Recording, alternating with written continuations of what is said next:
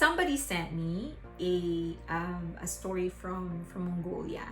Now, I have never heard of the story, but it's very, very entertaining. It's a story of three sisters. The big sister is called, her name is Turnip, Big Turnip. Middle sister is Carrot, and then little Radish. One day, the mother went out to visit the grandmother, and she encountered a mangay. Now, mangays are ugly, big, they smell, but they're dumb.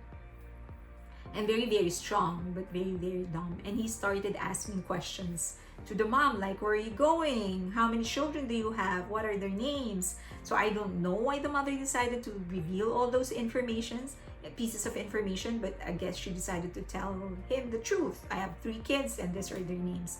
After she answered all of his questions, the mangay decided to eat the mother.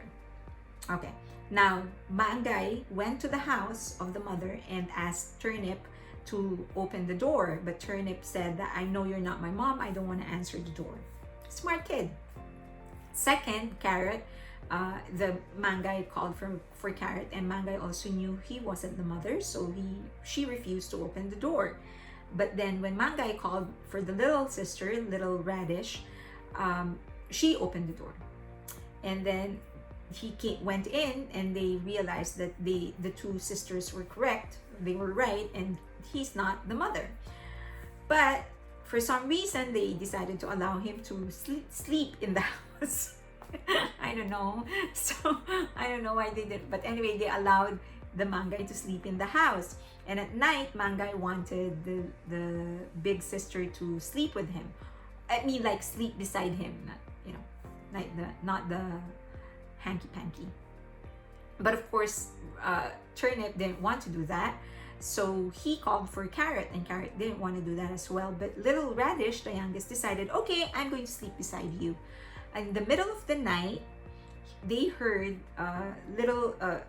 Big Turnip and Carrot, the middle sister, heard that the mangay was actually munching on something. So they asked mangay, Mom, even though they knew that wasn't it. What are you doing? And mangay said, I'm actually eating some radish from the garden.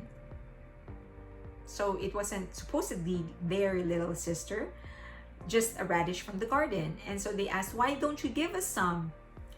And so he threw them something, and they realized that it was a finger of their little sister. So they realized he ate our sister. And so they said, we need to go out, because the first time that mangay walked in their house wasn't reason enough for them to go out. Finally, they said, we need to go out. And so they told mangay, we need to go out to the outside house. So they have this kind of like an accessory dwelling unit, like a detached garage. So they said, we're going there. Now, mangays are very strong and very big, but they're dumb. So he allowed them to leave the house. But eventually, when they wouldn't return, he realized, oh, they left me. So he started running after the sisters. Now, the sister on their way out actually grabbed like a wooden box that their mom had with her when she was still alive. So they grabbed it and they started running. But then they realized, oh, he's catching up. They heard these big footsteps, like boom, boom, boom. That's in the story. And then they threw something. What did they throw? They threw something on their way, and it turned into a comb, like a brush. They threw it, and it became a forest. But because a mangay is big and they're strong, so he just swept everything away. And the girls continued running, and they realized, oh, he was able to destroy the forest. And so they started running faster, and then they saw a fine tooth inside the box, and they threw that, and it became a dense forest. But then mangays are still very big, so he decided to just use his sharp teeth to eat some of the trees, and then he swings his big arms and he wiped all of these trees. He broke down all of those trees. And so the mangay was running after the 2 sisters, bong, bong, bong. That's what's in the story. And then they ran faster, and they finally saw a mirror.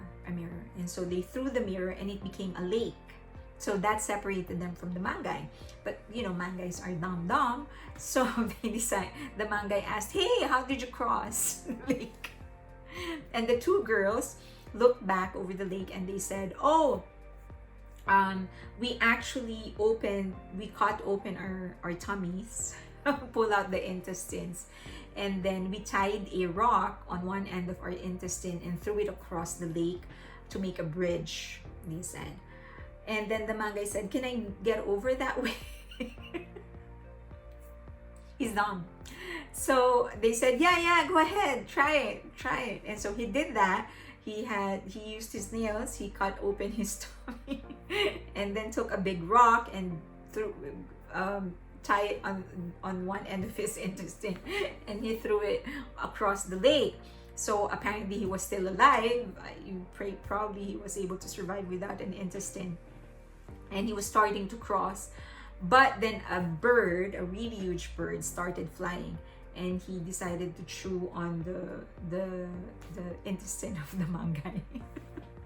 And then he started chewing and chewing and chewing, and then so the Mongolian sank to the bottom of the ocean. Oh, finally.